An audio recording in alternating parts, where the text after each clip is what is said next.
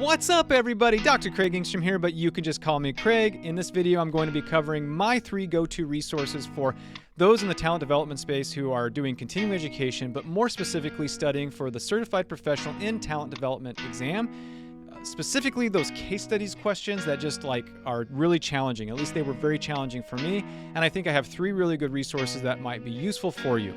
Now, hey, I know on this channel I cover a wide range of topics. It is broadly speaking a channel for professionals, but more specifically for professionals in higher education and those in talent development. But I welcome anybody if you are interested in improving your public speaking, if you're interested in improving your use of presentation software, if you are interested in how to be more efficient and effective at work, and finally, if you're just generally interested in talent development topics. So that's what this channel is all about. If that's interesting to you, then go ahead and subscribe. Let's go ahead and switch over to the topic at hand, which is what are my 3 go-to resources if I'm studying for the exam or just generally continuing education. The first resource is the TD at Work magazine, and this is published by the Association for Talent Development. The reason I want to highlight it today is because it is free. If you are a member, you can get the free PDF of it. And right now you can see it is member week for ATD.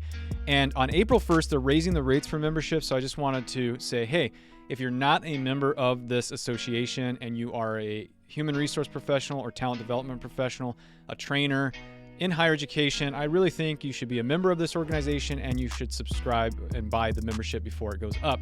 Now, this TD at Work, it covers a wide range of topics, and I like it because it gives very specific details and examples of what's happening in workplaces. That's why it's called TD at Work.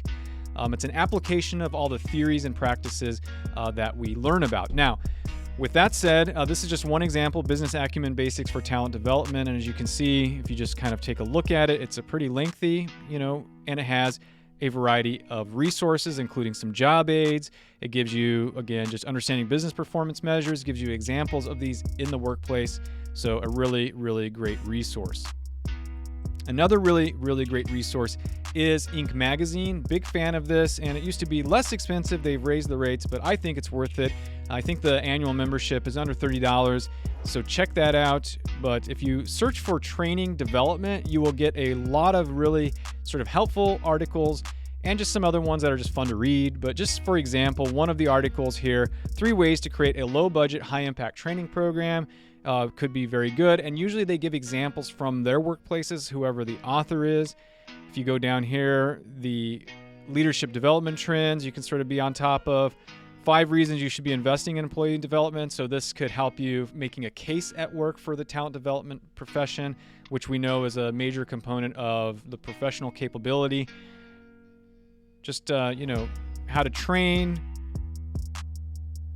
So anyway, how to retain employees. So you can see there's a lot of really great articles here. Now, the final resource, and this might be a little bit of a plug, but I'm not selling anything. So do check out the 8-week journey that I put together on my website, craigengstrom.ninja. And it's on the homepage. There is a button there that you can get to this page, but this is the 8-week study plan for the CPTD. And you will see that, for example, when I click on Nick's post here, if I go here and just kind of look at it, you will see I have the capabilities that you're studying for on the exam, and then I have a lot of really great resources for you. And so some of these will be TD at Work, some will be Inc. Magazine articles, and some will be others that I found along the journey in my studying. So I really recommend that you check out that resource as a go-to.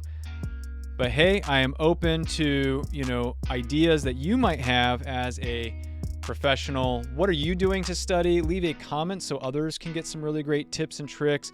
I would also recommend joining a group. I am a part of what's called the APTD Power Crew. We started it when we were all associations for professional talent development certified, and we met in DC, and then we grew this group.